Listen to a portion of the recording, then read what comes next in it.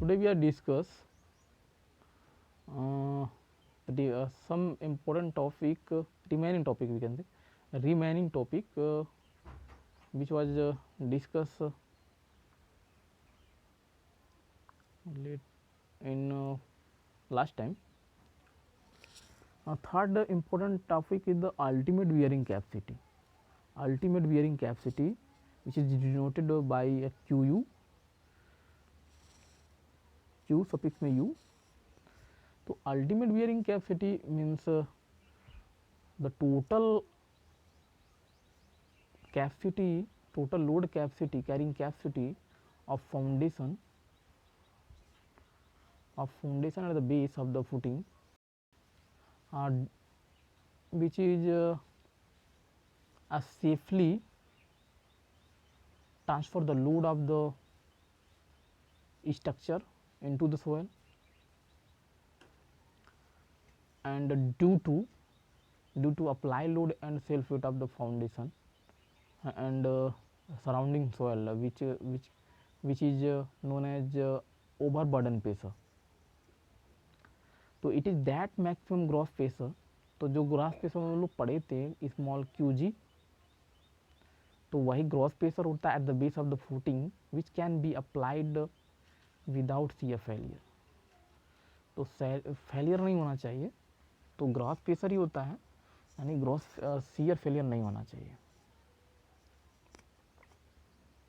It is the minimum gross pressure at which soil just fail in the shear. दूसरा definition ये है, it is the minimum gross pressure. Minimum gross pressure की value होती है eight पे जिस पे कम से कम है, मिनिमम वैल्यू है. तो यह बियरिंग कैपेसिटी है, यानी सोल के कारण जो जनरेट हो रहा है, रजिस्टिंग वैल्यू है. तो ग्रास प्रेशर का वो मिनिमम वैल्यू जिस पे अब क्या होता है, जो जस्ट फेल होने वाला है सोल, यानी फेल होने से पहले की जो कैपेसिटी होती है उसी को हम लोग बोलते हैं अल्टीमेट बियरिंग कैपेसिटी, या कह सकते हैं मैक्सिमम ग्रॉस प्रेशर की वो वैल्यू जिस पे क्या हो शियर फेलियर ना हो रहा, या मिनिमम वैल्यू जिस पे वो जस्ट फेल होने वाला हो, तो उसे हम लोग बोलते हैं ultimate bearing capacity. Second definition, net ultimate bearing capacity. तो it is that maximum net pressure which can be applied at the base of the foundation without shear failure. तो जब भी हम लोग नेट अल्टीमेट बियरिंग कैपेसिटी,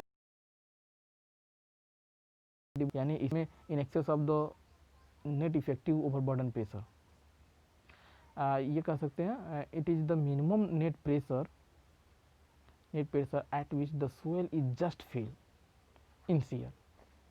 तो इन shear हम लोग बार बार बात कर रहे हैं, यूज़ कर रहे हैं इन शियर. तो हम लोग शियर क्राइटेरिया के अकॉर्डिंग जब भी हम लोग शियर फेलियर हो रहा है कहीं पे किसी लोड के अंडर में, तो शियर फेलियर होता है.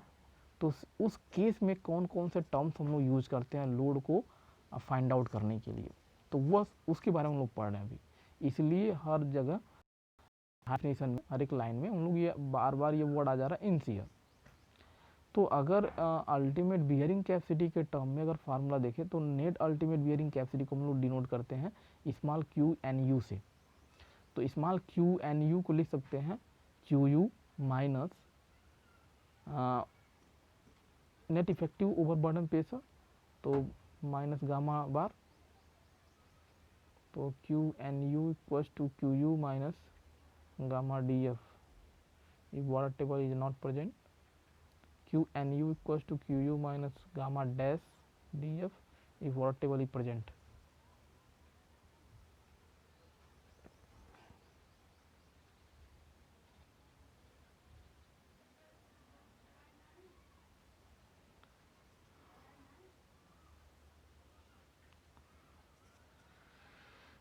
नेक्स्ट इम्पोर्टेंट डेफिनेशन है नेट सेफ बियरिंग कैपेसिटी.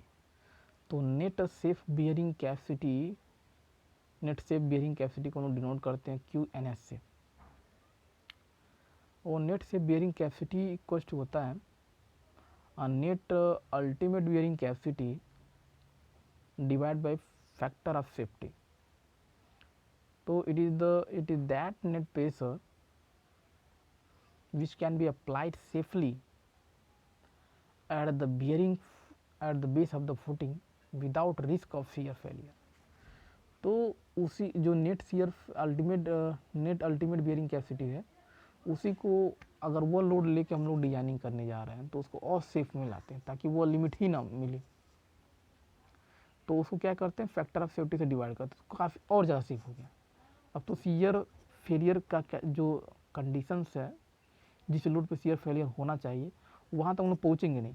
यानी उस लोड को हम लोग डिवाइड करके, फैक्टर से डिवाइड करके और छोटा बना लिए, और इसी को हम लोग क्या कर बोल दे रहे हैं कि यही मैक्सिमम वैल्यू है। तो जब भी हम लोग कहीं डिजाइनिंग करने जाते हैं तो यही वैल्यू हम लोग बार बार उस कैलकुलेशन में निकालते हैं, और जबकि पता हो या ना हो, लेकिन कहीं ना कहीं वो बहुत ज़्यादा सेफ है, क्योंकि हम लोग उसको छोटा कर दिए हैं। जो लिमिट बहुत लोडिंग के अंडर में काफ़ी लेट आता, उसको हम लोग पहले कर दिए हैं, तो वह इंडिकेशन मिलने लगेगा।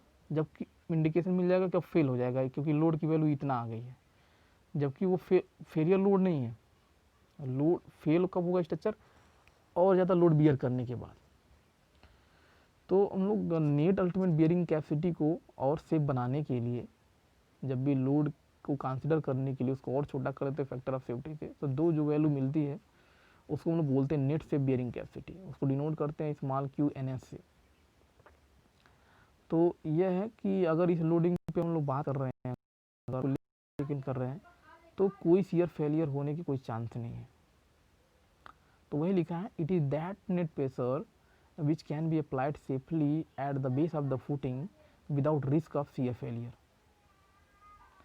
तो QNS equals to QNU divide by factor of safety. याद रखेंगे, यहाँ पे थोड़ा सा गलती हो गया है, यहाँ पे QNU होगा, QNS इक्वल्स टू QNU सफिक्स में, यानी ये हो जाएगा QNS equals to QNU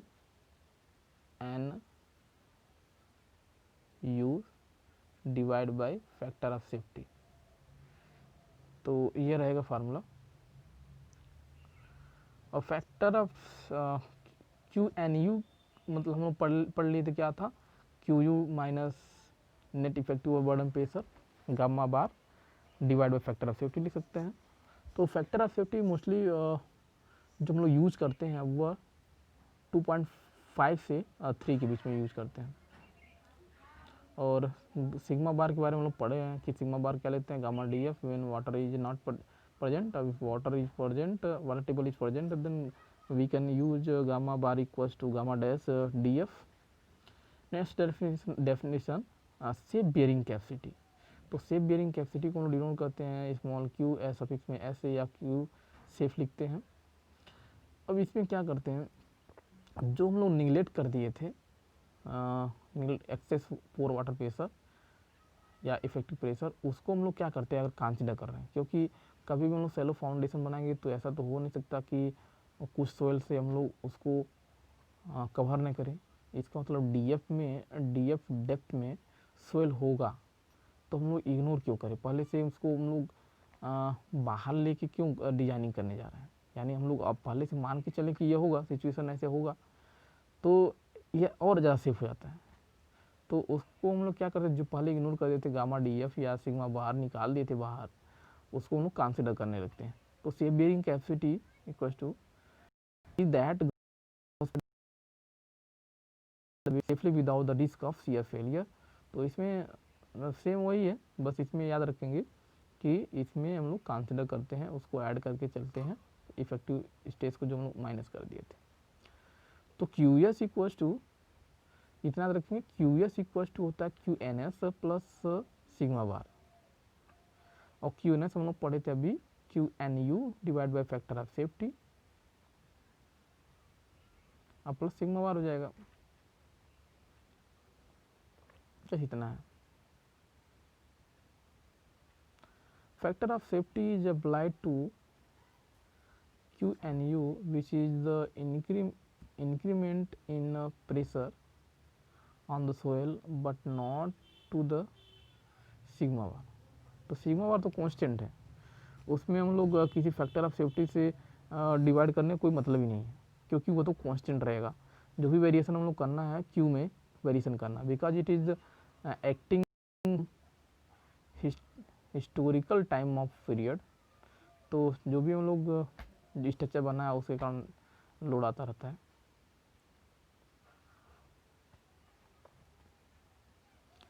next देखते हैं, तो ये सीयर क्राइटेरिया के अकॉर्डिंग क्या क्या टर्म्स हो सकते हैं वही हम लोग पढ़ लिए। अब देखते हैं सेटलमेंट क्राइटेरिया। तो eight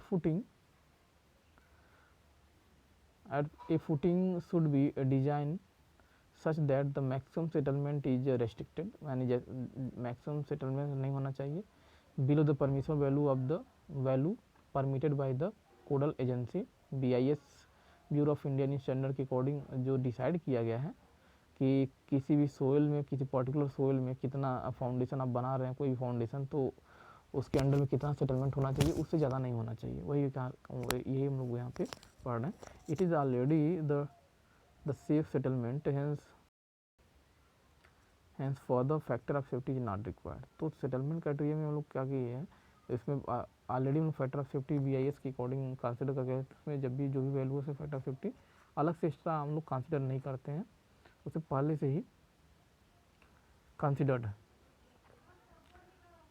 net allowable, next definition है नेट अलाउेबल बियरिंग प्रेशर या नेट सेफ सेटलमेंट प्रेशर।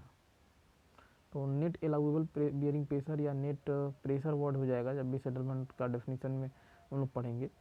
तो नेट अलाउेबल बियरिंग प्रेशर या net safe settlement, allowable safe settlement pressure.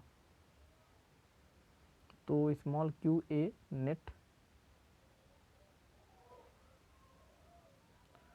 तो डायग्राम में यहाँ पे क्यू कॉलम के थ्रू दिखाया गया है और सेटलमेंट आपका परमिसिबल सेटलमेंट जो भी सेटल दिया है। तो it is the net increase in the pressure at the base of the foundation without risk of the settlement failure. तो allowable bearing pressure equals to q a net plus sigma bar होता है।